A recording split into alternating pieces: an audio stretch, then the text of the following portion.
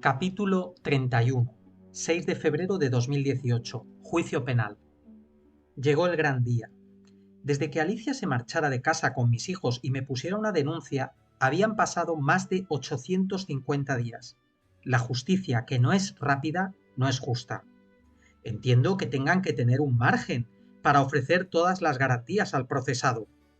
Pero cuando hay niños de por medio, esos días equivalen a dejarles una marca de por vida. Y H y CC no se merecían esto. Protocolo para las mujeres hay, en continua revisión. Cada nuevo ministro del Interior hace uno nuevo. Pero protocolos para que los niños sufran cuanto menos posible en caso de divorcio, desgraciadamente, no existen. Claro, los niños no pueden denunciar, y las mujeres sí. Y la Unión Europea envía a España una jugosa cantidad de dinero por cada denuncia que se pone, sea cierta o no. Quizá esté ahí la clave de que se nos bombardee a diario con la violencia de género y con que hay que denunciar. Miles de millones de euros entran así a España cada año. Esto lo explica brillantemente el ex juez Serrano en su libro La dictadura del género. Llegó, como decía, el día del juicio. Habían venido mi madre, mi hermana Eva y mi hermano Fran.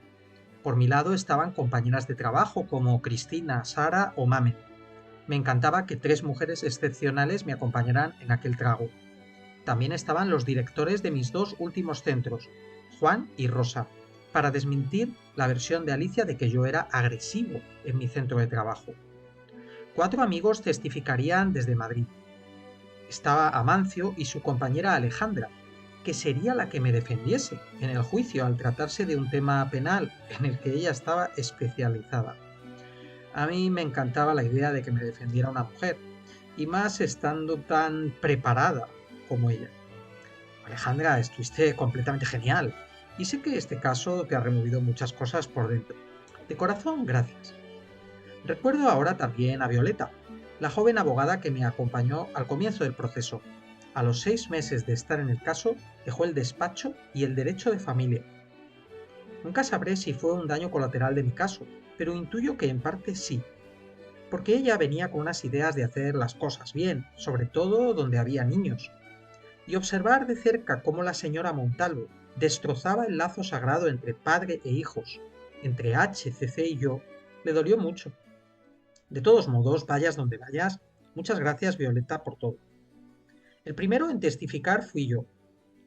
Por lo que me han contado a posteriori, hubo un juicio fuera y otro dentro. Yo esto no lo vi, pero Alicia hizo del pasillo una especie de circo. Carcajadas y bromas con las 2 únicas amigas que fueron. Una era Ofelia, amiga que había conocido a los 20 y tantos de fiesta. La otra, la madrina de CC, Laura, que había conocido en su primer destino laboral en Madrid. Sus amigas de toda la vida, esas de su grupo de WhatsApp de amigas para siempre, brillaban por su ausencia. Tampoco estaba su madre, que nunca la acompañó al juzgado. Sí que estaba Bernardino, el guardia civil, que fue comedido y generoso en sus palabras hacia mí. En mi grupo reinaba el silencio, como en un entierro. Rodeaban a mi madre y mis hermanos, Mamen y mi entonces directora Rosa. Más gente se acercaba a mi madre, que sufría viendo cómo su hijo era apaleado. Todos mimaron a mi madre y la sostuvieron para que no se viniera abajo. Y comenzó la fiscal. Me hizo un interrogatorio de más de 1 hora, extremadamente duro. Yo estaba preparado para eso y para mucho más, y la corregí a menudo, dejando en evidencia el mal manejo que tenía de fechas, datos, nombres y sucesos. Sea como fuere, pocos hechos me mostraba esta señora. Esto en la sentencia lo interpretó la juez como chulería por mi parte. Curioso, cuando menos. Que uno conozca los datos al dedillo, cuando quieren meterle 20 años en una prisión, es chulería. ¿Qué pretendía, señoría? ¿Que no me defendiera? Pues a eso va a un juicio un acusado, a defenderse. Me hacía preguntas trampa la fiscal para que mintiera. Recuerdo que me preguntó varias veces una cuestión doble y me pedía que le respondiera sí o no. Yo me negaba a responder con un sí o con un no. La juez me llamó la atención diciendo que respondiera sí o no. Le dije con respeto que si decía que sí, mentiría, y si decía que no, también. Y era la propia juez la que me había hecho prometer decir la verdad. Yo me enrollaba con las respuestas, pero ¿qué podía hacer? Eran muchos años de cárcel los que se me pedían, y no me habían dejado hablar en un juicio en 2 años y medio. Después de mi interrogatorio llegó el turno de Alicia. A mí me mandaron al fondo de la sala, entre dos biombos, con vistas al archivo del juzgado. No tenía forma humana de ver los gestos de la fiscal, de la juez ni de las letradas. Y apenas escuchaba lo que decía Alicia. Pero tampoco podía levantarme y quejarme. Entiendo que hubieran puesto un biombo entre nosotros para no vernos, pero aquello me parecía humillante.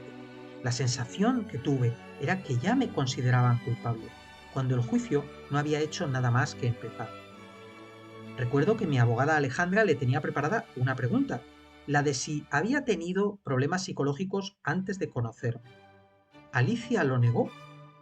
Podía haber dicho que no se acordaba, pero no, mintió ante la juez. Y no ha pasado nada. Conectaron después con Madrid para tomarles testimonio a mis amigos. Se hacía la hora de comer y desde Madrid decían que los tenían que pasar ya, que el técnico marchaba. Hasta tenía su punto divertido todo aquello. Mis amigos hablaron con tanta sinceridad, corazón abierto, con tanto cariño, que en la sentencia la juez decía no darle veracidad a su testimonio, como que lo llevaban preparado. Daba igual, casi mejor. Mis amigos descubrían, si no lo habían hecho ya, que aquello era una estafa. Los testigos de mi parte todos mentían, o no podía tomarse en cuenta el testimonio por ser familiares. Así lo recogió su señoría en la sentencia. En cambio, a los familiares de Alicia, bueno, solo estuvo el padre, sí les daba credibilidad, aunque no supiera nada del maltrato durante 6 años desde que nació H. Y a sus amigos le tendría en cuenta su señoría solo lo que le interesaba. Que la amiga de Alicia, Laura, dijera que era una persona modelo no encajaba y por tanto se desechaba. Que Bernardino decía que entendía mi desesperación, se desechaba igualmente. Y así un desfile de cerca de 20 personas. Hubo momentos lamentables ese día, que patéticamente protagonizó la fiscal. En primer lugar, se enfrentó con mi directora, momento en la que la fiscal sacó unas formas barriobajeras. Por ahí está el vídeo, no exagero un ápice, más bien me quedo corto. Con mi hermano también se enfrentó. Le pedía una valoración personal insistentemente. Mi hermano fue el único que cayó a la señora fiscal, diciéndole con mucha clase que lo que ella le pedía era una opinión, ya que yo era un juicio penal sobre unos hechos. La juez tuvo que llamar en esta ocasión la atención a la fiscal. Y el momento más bochornoso fue cuando entró mi madre. La fiscal había estado dando cera a diestro y siniestro. Yo entiendo que a mí me diera toda la caña del mundo, porque yo era el acusado. Pero a mi madre, ¿qué necesidad había? Utilizaré ahora para describir la situación el método Montal. La fiscal avasalló, vejó, humilló, ninguneó, despreció y menospreció a mi madre, que no entendía las preguntas tan inteligentes y capciosas que le hacía la fiscal.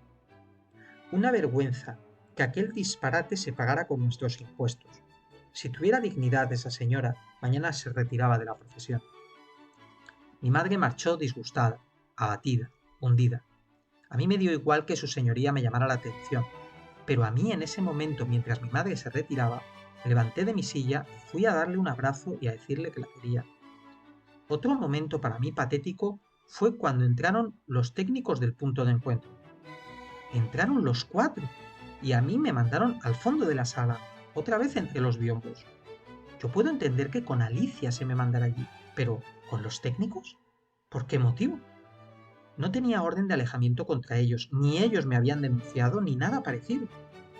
Me acordé en ese momento de Jamal Zougam, condenado por cometer 191 asesinatos en los crímenes del 11M, a más de 42.000 años de prisión.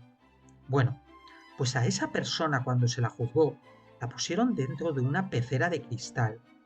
Recuerdo haberlo visto por televisión. A mí me trataban peor que aquel asesino, poniéndome en un sitio donde yo no veía nada. La juez Me hacía sentir como un perro. Por acabar con algo gracioso, la intervención de un agente de policía, un hombre de unos 50 años que estuvo más de 7 horas esperando su turno. Entró y le preguntaron que si era él que había hecho un informe de valoración del riesgo. Contestó el agente que no. La juez le pidió disculpas y marchó. Me parecía que estaba dentro de una película de Berlanga. El juicio se alargó casi hasta las 8 de la tarde, más de 10 horas de juicio. Yo estaba agotado. Salí y acerqué a mi familia hasta el aeropuerto de Santiago. Nos dimos un fuerte abrazo y les daré eternamente las gracias. A ellos porque vinieron y a los que no pudieron venir también. Eternamente agradecido.